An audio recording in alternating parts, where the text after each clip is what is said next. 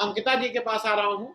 अंकिता जी, एक तो हमारे उसमें बहुत युवा आते हैं, हम लोग कोशिश करते हैं कि कम से कम कार्यक्रम में एक युवा वॉइस हो, क्योंकि वो ज्यादा कनेक्टेड है। मैं हरदम मानता हूँ कि वो जो जो आज युवा है वो ज्यादा लोगों के साथ कनेक्टेड है, उनकी बात ज्यादा समझ रहा है। अंकिता जी का मैं परिचय करा दूं। अंकिता जी थर्ड जनरेशन की मतलब मीडिया वो हैं। इनके बाबा ने एक बहुत ही प्रतिष्ठित लोकमत अखबार को बीकानेर में शुरू किया, तो उसके साथ मैं भी संबंधित हूँ। उत्तर प्रदेश को इनके पिताजी से फिर मेरा संपर्क हुआ था, अशोक माथुर साहब। अम्बालाल माथुर साहब ने 1918 में छुप छुप के अंग्रेजों के अगेंस्ट उसको एक विरोध का वो बनाया था। उस समय कोई न्यूज़पेपर के रूप में नहीं, साइक्लोस्टाइल करके छापते थे, नॉर्थ ईस्ट फ्रंटियर से छापते थे, कलकत्ता से छापते थे, जेल जाते थे। जब देश आजाद हुआ तो 1947 में बीकानेर में लोकमत हिंदी का की नींव पड़ी, और वो नींव ने थोड़ा एक समाज सुधार का भी डायरेक्शन ले लिया। इनके पिताजी अशोक माथुर साहब, वो ट्रेडिशनल, आपको लगेगा ना कि न्यूज़पेपर ओनर की तरह नहीं, एडिटर और ओनर की तरह काम किया, लेकिन उन्होंने सार्वजनिक जीवन के लिए बहुत ज्यादा किया। तो और ये अब थर्ड जनरेशन उनकी लड़की हैं। अंकिता जी, मैं सीधे सीधे आपसे एक चीज ये पूछना चाह रहा हूँ कि आज जो बार बार ये होता है गोदी मीडिया, वो ये सब बातें हम हमारे और आपके लिए, मतलब जो भी मीडिया से संबंधित है, आप प्रिंट मीडिया चला रहे हैं और आप एक सोशल मीडिया भी कर रहे हैं, लेकिन मुख्य रूप से तो प्रिंट मीडिया का एक बड़ा पुराना एस्टैब्लिश्ड रिस्पेक्टेड नेम है। क्या कुछ पिछले 7 साल में थोड़ी दिक्कत शुरू हुई है, और खास करके इस 20 महीने में? ಅದನ್ನ ಬಿನೋಮ್ ಲೀವ್ बटन ಬರ್ತದ? यस सर, ये तो सभी जगह पे सभी लोग वाकिफ हैं कि केवल मीडिया ही नहीं, सोशल मीडिया पे तो बैन लग रहे हैं। प्रिंट मीडिया के साथ में कई दिक्कतें आनी शुरू हुई है। इसके अंदर जगह जगह पे उनको किसी तरीके से प्रिंट मीडिया को खत्म किया जाए, इसकी एक बड़ी कोशिश की जा रही है। बहुत अभी काउंट नहीं करवा सकते, ऐसी कई एजेंसी इसके लिए काम कर रही हैं, कई तरह के उनके ऊपर प्रतिबंध लगे गए हैं। आप खुल के अपनी बात जो है वो अब नहीं रख पा रहे हैं, ऐसा यहाँ लिखने वाले को भी महसूस होने लगा है। लिखते समय अब विचार आने लगा है कि क्या ये बात लिखनी है कि नहीं लिखनी है।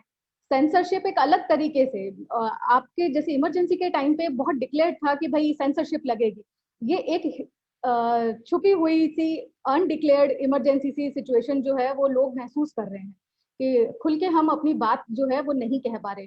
इस कोविड टाइम पीरियड के अंदर भी ये दिक्कत आ रही है, क्योंकि जिस तरीके से डेटा है वो सामने नहीं आ रहे हैं, और बहुत सारे न्यूज़पेपर जो है वो खुद खुल के डेटा सामने नहीं रख पा रहे हैं। बहुत जगह से कोशिश कर रहे हैं, कई रिपोर्टर्स घूम के ग्राउंड रिपोर्ट लेकर आ रहे हैं, बट वो पब्लिश नहीं करवा पा रहे हैं। तो अल्टीमेटली फिर हमारे पास में सोर्स रहता है कि हम सोशल मीडिया के ऊपर उस चीज को पब्लिश करें। तो जब हम सोशल मीडिया की तरफ जाते हैं तो अभी हम ये भी देख रहे हैं कि वहां पे भी ये लोग कोशिश कर रहे हैं कि किस तरीके से उसको रेगुलेट किया जाए। जैसे कि अभी आप ही बता रहे हैं कि फेसबुक जो है उसने प्रमोशन जो है वो हैम्पर कर दिया। तो इस तरीके की घटनाएं जो है वो आमतौर पर देखी जा रही हैं। तो बहुत मुश्किल है इस टाइम पीरियड के अंदर ग्राउंड रिपोर्ट को लेकर काम करना। फिर भी काफी अखबार जो है वो इस तरीके से काम कर रहे हैं। अभी रिसेंटली मैं देख रही थी, गुजरात के कुछ न्यूज़पेपर हैं जिन्होंने 3-4 पन्ने का पूरा केवल जो शोक संदेश होते हैं वो छापे, जस्ट कि आपको ये बताया जा सके कि जितना आप बता रहे हैं, जितना आप रिपोर्ट कर रहे हैं, उससे ज्यादा डेथ हो रही है इस कोविड केस के अंदर। तो कई अखबार अपनी तरफ से पूरी कोशिश कर रहे हैं, कई लोग कोशिश कर रहे हैं कि वो खुल के लिख भी पाए। नहीं, सरप्राइजिंगली मुझे मतलब ये कभी कभी लगता है कि गांधी जितना भी लोग उनको भुला दें, लेकिन गुजरात की धरती कुछ ना कुछ करती है। सिर्फ वही पेपर नहीं, एक दूसरे पेपर, शायद दैनिक प्रभात या किसी ने, गुजरात में क्या हो रहा था कि वो एक कोई इंजेक्शन या दवा, चीफ मिनिस्टर कह रहा था कि वो बीजेपी के जो स्टेट अध्यक्ष है उनसे जाके ले लो जी। तो मतलब आप चीफ मिनिस्टर होके कह रहे हैं कि ये जो दवा है जिसका डिस्ट्रीब्यूशन सरकारी चैनल्स होना चाहिए वो बीजेपी के स्टेट प्रेसिडेंट से ले लो। तो उसने वो फोन नंबर की हेडिंग छाप दी थी जी। और मतलब बाहर जो बैठा हुआ उसको लगता है भाई गुजरात मॉडल में ये सब भी हो सकता है, तो गुजरात मॉडल में तो ये सब हो रहा है। कुछ रेबेलियस पत्रकार आए हैं। मैं एक बात और, क्योंकि वैक्सीन की बात कर रहे हैं, आपको रिसेंट टाइम में नहीं लगा है कि वैक्सीन को लेकर सरकार के इतने तरह के आदेश आ रहे हैं या इतने न्यूज से आ रहे हैं कि आप मीडिया में रिपोर्ट करते हैं, आप भी कंफ्यूज हैं भाई कि क्या लिखें। कोई आके आपसे पूछ रहा है कि 2 हफ्ता कि 4 हफ्ता, नहीं बुखार आने के वो अब वो कह रहे हैं 6 महीने तक ही, मतलब अगर कोरोना हो गया है तो 6 महीने बाद। मतलब एज अ भाई हमारी भी जिम्मेदारी होती है, अगर आपसे आके कोई पूछता है कि इसका मतलब क्या है तो आपको उसका जवाब देना है। मुझे नहीं समझ में आता, आपको कभी कभी ये दिक्कत हो रही है वहाँ? ये सबको दिक्कत हो रही है क्योंकि सभी, हर क्षेत्र के, केवल पत्रकारों की बात नहीं करनी चाहिए, सभी जो नागरिक हैं वो कंफ्यूज हैं। अभी उनको नहीं पता कि क्या करना है, अलग अलग जानकारी है। लोग कोशिश कर रहे हैं कि WHO की वेबसाइट पे विजिट कर लें क्योंकि डिजिटल दौर है, तो वहां पे भी विजिट कर रहे हैं। वहां हम टाइम पीरियड देख रहे हैं कि कम है, कि कम से कम इतने ड्यूरेशन के अंदर वैक्सीन लग जानी चाहिए। बट इंडिया के अंदर इंडिया के अंदर जो सीन बन रहा है इट्स लाइक कि उसका ड्यूरेशन बढ़ा दिया गया है कि अगर आप इसको 3 मंथ्स के अंदर भी लगाएंगे तो कोई प्रॉब्लम नहीं है। तो लोग कंफ्यूजन में है क्योंकि वैक्सीन एक्चुअली उपलब्ध नहीं है। तो जी। आप किसी को क्या रेस्पॉन्सिबल वे में, कोई जवाब देने वाली अथॉरिटी भी नहीं है। आप किसको जाके पकड़ेंगे, आप किसको जाके बोलेंगे कि बताइए आप असलियत क्या है। तो लोग इधर उधर खंगाल रहे हैं, बट कोई जानकारी, आपको ठोस जानकारी जो है वो उपलब्ध नहीं हो पा रही है किसी भी सोर्स से। मुझे एक चीज और जरा समझाइए, क्योंकि एक नया बार बार ये आ रहा है और मुझे मुझे आज तक कोई नहीं मिला। ये कहा जा रहा है कि वैक्सीन न लगवाने का एक प्रचार चल रहा है। अच्छा, वैक्सीन से डर होता है। जब हमें, आप तो बात मतलब आप अपने पिताजी से पूछिएगा, हम लोग जब स्कूल में पढ़ते थे और स्मॉल पॉक्स का जब टीका लगाने वाला आता था, और अगर तो लोगों का लगाने का एक डर की वजह से हेजिटेशन था, कोई ये नहीं था कि नहीं लगनी चाहिए, तो डर लगता है। आज भी बहुत से लोगों को इंजेक्शन लगवाने से डर लगता है। मतलब ये हमारे अगल अगल बगल के एनवायरमेंट में है। जी लेकिन मुझे तो अभी तक कोई नहीं मिला सरकार के अलावा। सरकार ये कह रही है कि ये दुष्प्रचार ऑपोजिशन वाले कर रहे हैं कि वैक्सीन ना लगे, वैक्सीन ना लगे। लेकिन मुझे ऐसा लगता है, आप बताइए, आपको कहीं दुष्प्रचार हो रहा है? जी, हर तरीके की बातें यहाँ सुनने को मिल रही है। लोग तरह तरह की बात कर रहे हैं यहाँ पे कि वैक्सीन लगाएंगे तो आगे फर्टिलिटी में प्रॉब्लम आएगी, अगर वैक्सीन लग गई तो आगे इसका कोविड से बचाव नहीं होगा क्योंकि वैक्सीन के अंदर तरह तरह के बदलाव आ रहे हैं, उसके अंदर म्यूटेशन हो रहा है। तो ये जो वैक्सीन है, ये पहली वाले जो वेरिएंट था उसके लिए वर्क कर रही है। अब इसके अंदर 3 वेरिएंट्स आ चुके हैं, तो अब ये इसके ऊपर वर्क नहीं करेगी, तो इस वैक्सीन का यूज नहीं है। बट अगर आप WHO की रिपोर्ट पढ़ेंगे तो आप समझ पाएंगे कि हाँ, हालांकि बदलाव हुए हैं, कई तरह के म्यूटेशन इसके अंदर हुए हैं, बट जिन्होंने वैक्सीन लगाई है उनके ऊपर इसके असर जो है वो कम होंगे। हालांकि वो भी बचे हुए नहीं है, बट इनके असर कम होंगे। बट तरह तरह के प्रचार हैं। उसके ऊपर से गोबर पे बड़ा जोर है। गायों के लिए आप डिजिटल थर्मोमीटर लगा रहे हैं, आप उनके लिए देख रहे हैं थर्मल स्कैनर लग रहे हैं। ये तो यूपी की ही बात है। तो गायों पे बड़ा जोर है।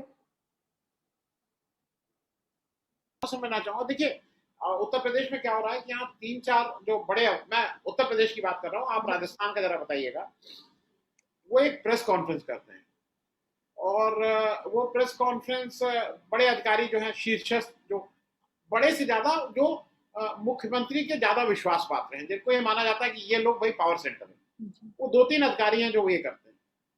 अच्छा, वो जब पीसी होती है तो वो पीसी तो अब वर्चुअल हो रही है, तो बुला के हो नहीं रही है पीसी।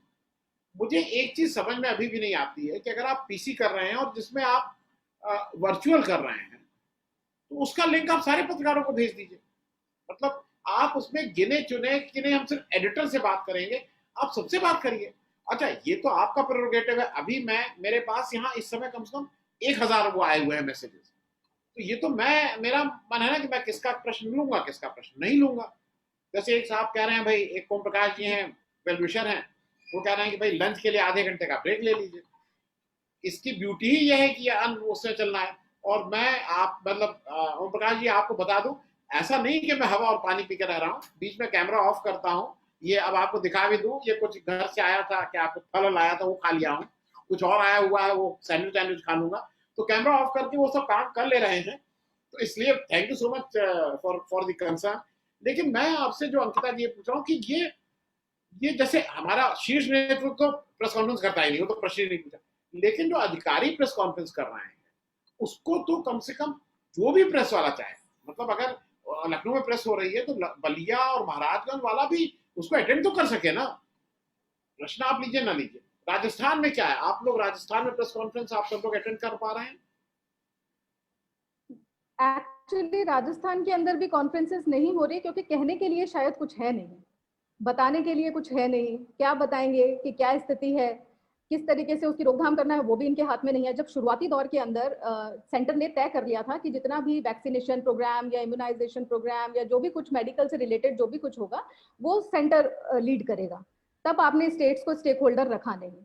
अब आप स्टेट्स को कह रहे हैं कि अब आप वैक्सीन मंगा लें। राजस्थान के अंदर भी तैयारी चल रही है कि जॉनसन एंड जॉनसन की मंगा लेते हैं, मॉडर्ना की मंगा लेते हैं, फाइजर की मंगा लेते हैं।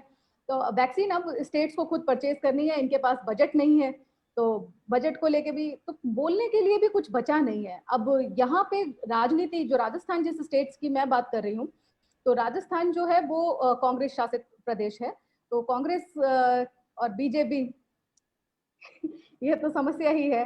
तो यहाँ पे जो वातावरण बन रहा है वो ये बन रहा है कि ये तो मोदी के अगेंस्ट जाके बात हो रही है, यह हमारे प्राइम मिनिस्टर के अगेंस्ट जाके बात कर रहे हैं, ये उनको इनकैपेबल बता रहे हैं, सेंटर की इनकैपेबिलिटी को बताते हुए ये दुष्प्रचार कर रहे हैं।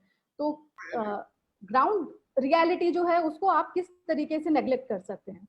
ग्राउंड रियलिटी ये है कि कोविड केसेस लगातार बढ़ते जा रहे हैं, आपके पास ऑक्सीजन नहीं है, आपके पास में वैक्सीन नहीं है, और उसके ऊपर सोने पे सुहागा जो रहा वो एक डिजिटल डिवाइस कि आपको वैक्सीनेशन के लिए आपको अपने फोन से अपना स्लॉट बुक करना है। तो यंग जनरेशन है वो फटाफट किसी तरीके से बुक कर ले, बट व्हाट अबाउट उन पर्सन के बारे में हम कैसे उनको वैक्सीनेशन हम देंगे जिनके पास स्मार्टफोन नहीं है, जिनके पास नेट की फैसिलिटी नहीं है? उस पर जवाब हमें ये मिलता है कि आप जाइए, आप एक फोन कॉल के ऊपर आप जाके वैक्सीनेशन करा लें। पर क्या वास्तव में ये हो रहा है?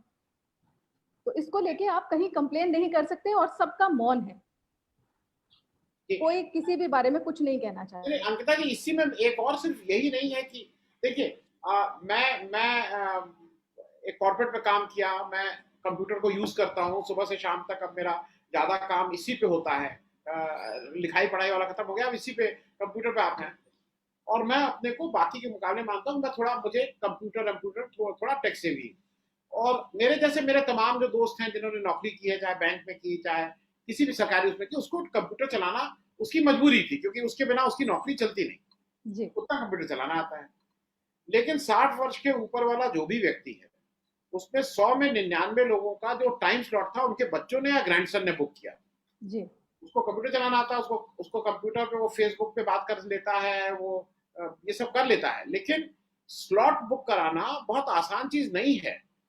और मुझे दो चीजें लगती हैं कि ये यहाँ आप ये इंडिया और भारत का जो आप कहते हैं ना कि इंडिया और भारत, गांव का आदमी कैसे कराएगा? मतलब ये तो इतना मुश्किल चीज है, आपने उनके लिए क्या सोचा है?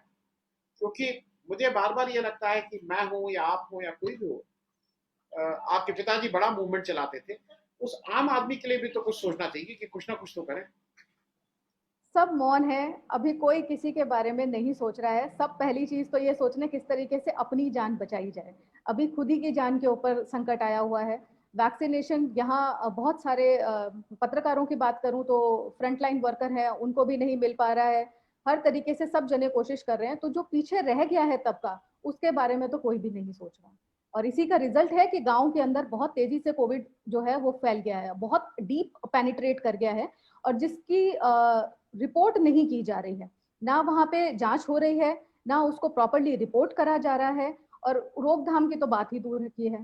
तो कहाँ उसको, और इनफैक्ट मैं अभी कुछ केस स्टडीज देख रही थी, तो वहां पे टाइफाइड की दवाई दी जा रही थी उनको, तो आप उल जुलूल जैसा आपका मन कर रहा है वैसी दवाई उनको दिए जा रहे हैं।